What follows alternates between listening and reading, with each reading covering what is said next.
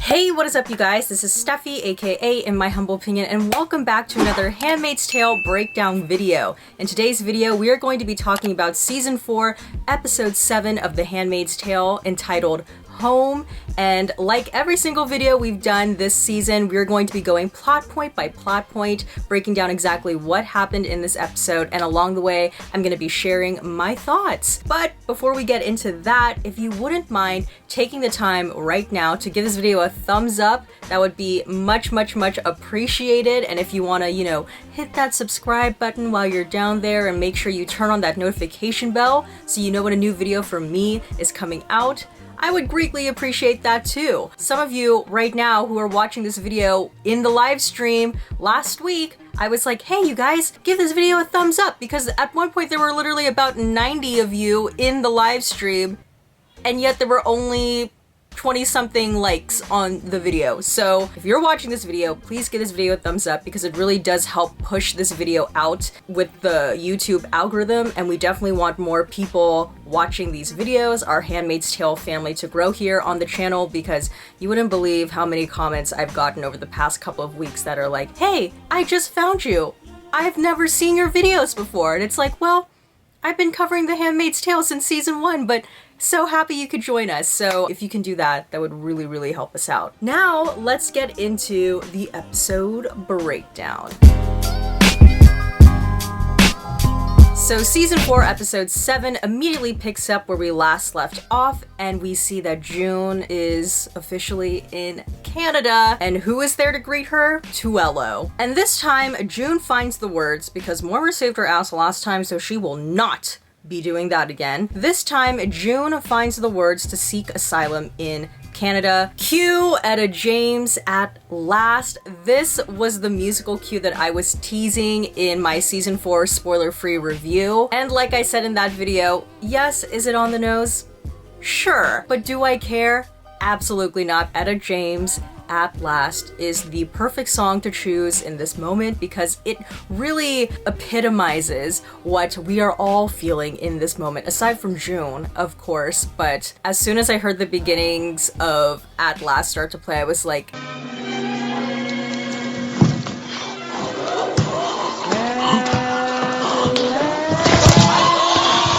and as Etta James At Last plays, we see June being escorted to a really swanky hotel she will be staying at, because she is the June Osborne. She's like the Beyonce of refugees. June must have been so shell-shocked walking into this really nice hotel. I was like, oh my god, this is so weird seeing June in Canada now, like amongst regular normal society, but I can't imagine how she must be feeling. Like, as soon as she enters that lobby, she sees this woman walking across in this fabulous crisp white creamish coat. There's another woman playing the piano, and there's just different women all over the place working and living their lives. And it's like, June bitch, you did that. We did it, Joe. So after Moira leaves, Luke tries to make June comfortable by getting the room ready and ordering room service. And naturally, when he goes to check in on June, she's asleep. And she finally wakes up 17 hours later, and her and Luke have a very emotional conversation.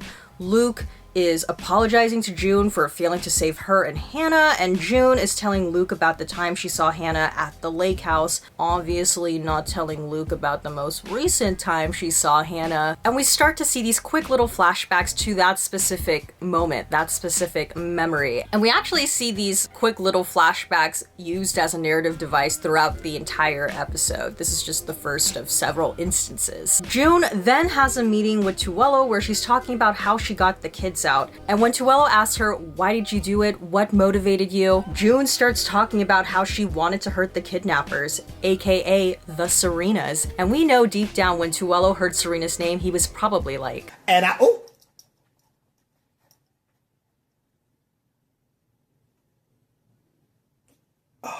thought it was smart for the show to once again utilize these quick flashbacks, because it's also serving as a setup of what's to come at the end of the episode. Luke then cutely gathers Tuello and tells him June can debrief later because he's going to take June home to baby Nicole. And June finally reunites with baby Nicole and Emily, who is holding baby Nicole in this exact moment. Can we talk about this full circle moment for a second? Because literally the last time June saw Emily, she was handing over baby Nicole to Emily, and now cut to a couple years later, and here's Emily, freaking made it to Canada with your baby. You're welcome, June. And I'm also not gonna lie too, as beautiful of a moment it is to see June being reunited with her child, you know, mother-daughter bonding. I got a little bit more emotional when June saw Emily for the first time because it's like, oh my God. But we then get this touching scene where June is rocking baby Nicole to sleep and she's talking to her and she's acknowledging Luke and Moira's parenting skills and telling baby Nicole that she and her first dad, Nick, love her. And I really love the fact that even though within the world of The Handmaid's Tale, baby Nicole is the only one that can hear this, I love that June is openly acknowledging that Moira and Luke are doing such a great job co-parenting baby Nicole, especially when you remember in the previous episode that like Moira wasn't the biggest fan of Luke. So just seeing how far Luke and Moira have come is great. Later we see Tuello walks in on Serena praying and we find out several things. One, we find out that Serena knows that June is in Canada. Two, Serena doesn't want Fred to help raise the baby. And three, Fred has been trying to see Serena, but she does not want anything to do with him. But Tuello explains that Serena has more influence on Fred now more than ever, and if she can get him to cooperate, quote, it will help the both of us. Now, when I was watching this episode for the first time, I didn't really think much of this conversation, but it's that last part for me. It's the, it will help both of us. How will it help both of you? Is he saying it will help both of us, meaning like if they can legally make this case a lot smoother for Serena, Tuello will feel better? Or are they potentially hinting that maybe Tuello is the father of Serena's child? I don't know. Maybe that's me reading into things. Let me know your theories down below. So eventually Serena finally meets with Fred. He tries to convince her that they need to stop fighting and team up since June is now in Canada. And Miss Fred also had time to read Serena for a second there when he said, this pregnancy belongs to me just as much as Offred's belongs to you. June, Moira, and Luke then go on a grocery store run together, but then June's grocery run takes a turn for the worst, unfortunately, because she full-on starts experiencing PTSD-like panic attacks when she sees or does things that remind her of Gilead. This is a realistic indication that June's transition back into normalcy is not going to be a smooth one. Later, Emily comes over for dinner with Oliver, and this is when June gets to meet Oliver for the very first time, and he is just the cutest kid. I mean, look at that face. And the reunions keep coming because guess who's at the door now? It's Rita, Miss Queen of ASMR, food, all things in the kitchen. Love that for her. Her and June are reunited and again, like, making me very emotional. I can't. Get out. So now the four ladies are reunited together again. June, Moira, Emily, and Rita, and we see them just catching up on all the things in their, quote, Lydia-free zone. And I love that all of the people who have left Gilead have kind of formed a found family with one another. I love to see it, as the kids would say. And I think that's realistic too, you know? I feel like if you've ever gone through a traumatic or difficult situation with anyone, you're kind of bonded for life. So I feel like all those people who managed to escape Gilead and make it to Canada, they're pretty much bonded for life. Also important to note too, at one point in the conversation, Moira says their relationship to sex is really messed up now, as we will later see with June. But Rita then breaks the news to June that Serena is pregnant, and June is like... And everyone is kind of waiting to see how June is going to respond. We stay on June's face for a while, suspense is building, the tension is palpable, and June finally says, fuck her. And immediately everyone kind of collectively exhales, shoop shoop, and they start being like, yeah, fuck her. She looks awful. Internally, Emily has this look on her face that's giving me... How many people were scared? Me too. I was really scared. But deep down inside, this is no laughing matter. We know that look on June's face. She is stewing. She is plotting on the hell that she will unleash on Serena Joy. As Moira gets up to get more alcohol, she notices that Ona then stopped by to drop something off for June, and they have a little chat outside. It's at this point in the episode that Ona tells Moira that they're no longer allowed into Gilead or anywhere outside of Canada for now, and Moira and Ona more or less start apologizing to one another. And to me, you can tell that Ona feels bad for almost leaving June out to die. I have to say too, I was really surprised that a lot of you hate Ona. Like, I get it, but dang, a lot of you really dislike her. I personally don't mind Ona. I like her and Moira together, and she makes Moira very happy, and Moira really likes her. You could even say loves her. And based on this conversation, I have a feeling that they are going to reconcile at some point. Back inside, June and Luke start kissing, trying to be intimate, but it's not working out right now. There's clearly a block. Multiple blocks really, and June has more pressing issues on her mind. She meets with Tuello in the middle of the night, and she is off to see Serena. If I was Serena Joy in this moment, I would be scared. But Serena opens with, "I prayed for this chance. Jesus, take the wheel and drive fast." And she then continues, "And I humbly thank the Lord for your visit," to which June responds, "You would. You never did give me credit for anything."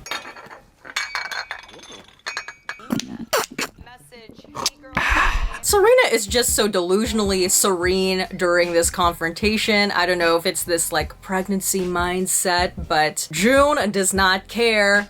She lets her have it. She wishes her a lifetime of suffering because What she deserves. Oh my God. And Serena gets down on her knees and says she's sorry and starts begging for forgiveness.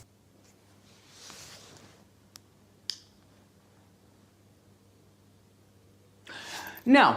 And June gets down to eye level and starts screaming at her. A really nice parallel, which I believe they showed in one of those quick flashbacks, a really nice parallel to that moment in a previous season when Serena got down in June's face and started screaming at her too. June even pulls out the, "Do you understand me?"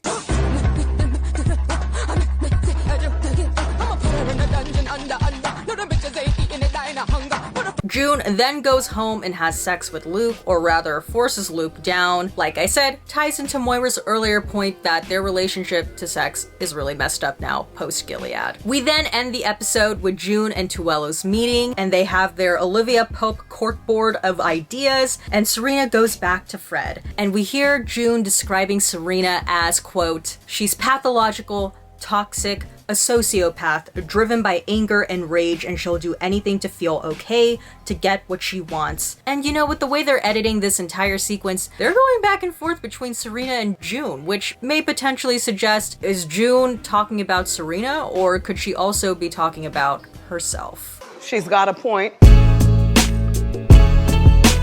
Alright, and some general post-show thoughts about this episode. So, for me, the whole idea of this episode was just seeing June slowly start getting reacclimated back into normalcy, into a regular life post-Gilead. The episode goes to show that it's not going to be an easy transition back. She clearly has PTSD, so hopefully in a future episode we will see her go to some form of therapy. Just because she's in Canada doesn't necessarily mean all is well again. And I think honestly all of the ladies like Moira, June, Rita, Emily, they're all at different points in their transition back into normal life. Like, aside from the fact that they all arrived at different points, they're all emotionally at different points in their lives. So it's going to be interesting to see how their lives evolve and grow together. But this episode iconically gives us the moment that we have all been waiting for, which is the moment when June finally confronts Serena. And I don't know about you guys, but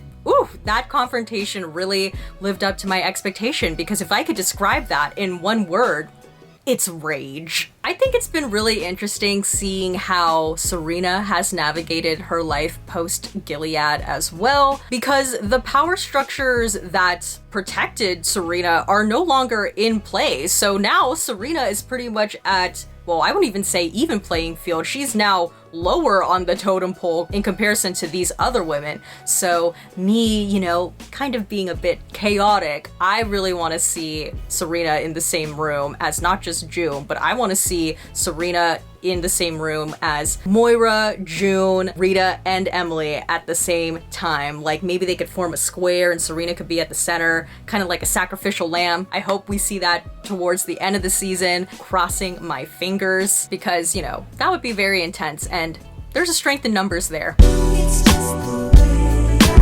Okay, so my question for you guys is concerning that last scene with Luke and June. I just want to know, what are your thoughts on that last scene? I definitely think it's safe to say that Luke wants to be intimate with June again, but I'm pretty sure he did not want to do it in that way. She did physically hold him down and covered his mouth, and I feel like when you consider the fact too that she went and had sex with Luke right after seeing Serena, like we saw how angry she was there. I feel like her having sex with Luke was more of like an anger release for her. It wasn't this like loving thing that it's supposed to be. At the end of the episode too, when June brings up rape in her monologue, the show specifically cuts to Luke looking at June. So I guess you could even make the argument too that June rapes Luke at the end. So I just want to know, what were your guys' thoughts on that scene, and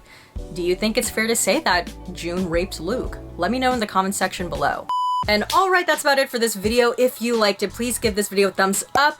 Don't forget to hit the subscribe button, and please turn on the notification button down below so you know when a new video from me comes out, and comment down below your thoughts on this episode. If you're watching this video live right now in the stream, once again, I really do appreciate you taking the time to spend 20-ish minutes or so of your week to watch this video with me. It really means a lot that a lot of you seem to be emotionally invested in what I have to say about the show, which is like wild to me. But thank you so much for all of your support. And yeah, that is pretty much it. I hope you guys have a great rest of your week. And as always, everything I said was just my own personal thoughts and all my humble opinion. And I'll see you guys in the next one. Bye!